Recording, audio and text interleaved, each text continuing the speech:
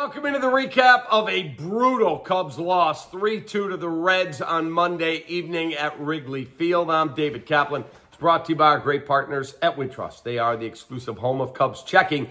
Click the QR code on your screen or wintrust.com/Cubs and get your very own Cubs checking account. That was a terrible, terrible loss. I do not know what is going on with this Cubs offense, but they look feeble, they look terrible, and if this doesn't turn around very quickly, they've got no chance at running down a red-hot, really good Milwaukee Brewers team. Let's get into this. It's also brought to you by our great partners at Tasty Trade. Folks, Kyle Tucker coming into tonight, and he's supposed to be one of the best hitters in baseball.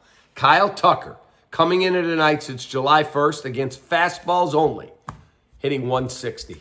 160, and I watched him on his last at-bat get blown away by fastballs. I mean, not even close. You want to know what the Cubs' top 6 hitters tonight were? Plus, we'll add Michael Busch in there, so top 7, because they only got one at-bat for Justin Turner, and Nick Lodolo, the Red starter, came out early in the game, said, I've got a problem with my finger. I have a blister. Out. They get him out of there, so they switch from Turner to Busch. Guess what? You count those 7 guys, they went 1 for 21 tonight. 1 for 21 tonight. Absolutely abysmal offensively. Abysmal. I don't know what is going on with this team, but Kyle Tucker looks completely overmatched. Seiya Suzuki, who we all thought should be an all-star at the all-star break, he looks completely overmatched. PCA does not look good. He did not start the game tonight, but PCA did come into the ballgame once Lodolo was knocked out with that blister. And he struck out, of course, the first time. And then he also got hit in the 8th inning. And then Nico Horner hits a hard line drive right at the second baseman, and PCA gets doubled off. 9th inning, Cubs do absolutely nothing. Nothing offensively. They had some opportunities. The sickest one was in the 7th. They've got a man at third. Dansby Swanson up. He hits a hard ground ball, and it comes right near the bag. Brian Hayes, who they just got from the Pirates last week at the deadline, rifles it to first.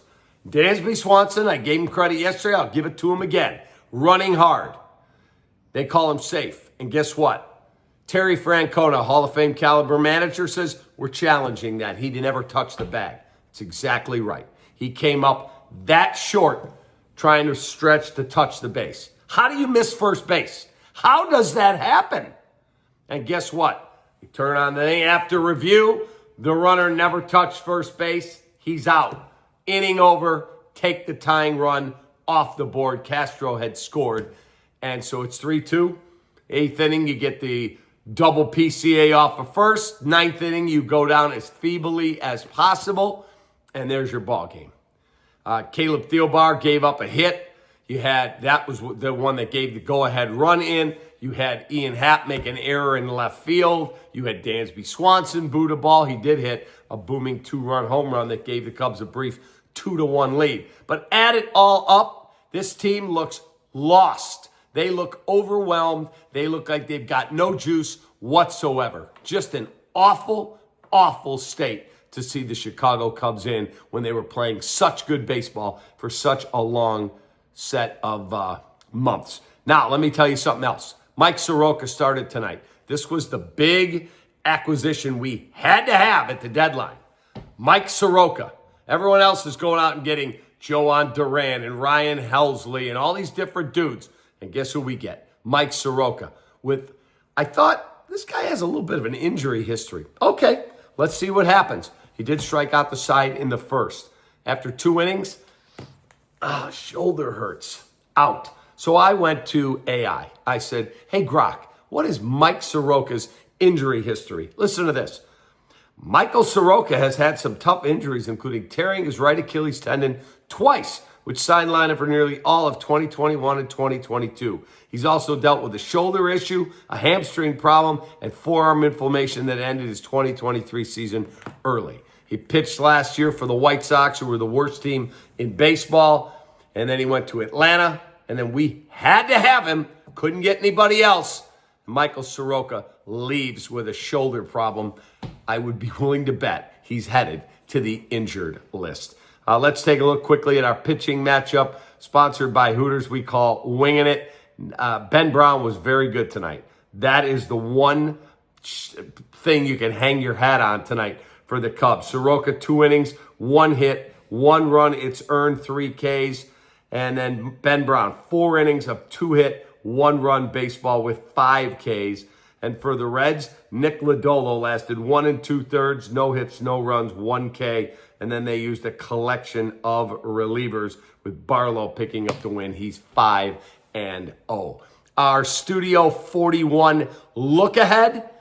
Guess what? Tomorrow night, 7:05, Cubs and Reds again. And it's Shota Imanaga time. If you can't win with Shota Imanaga, you got big, big troubles. They have to find a way to win a baseball game because Atlanta's not very good and the Brewers are rolling.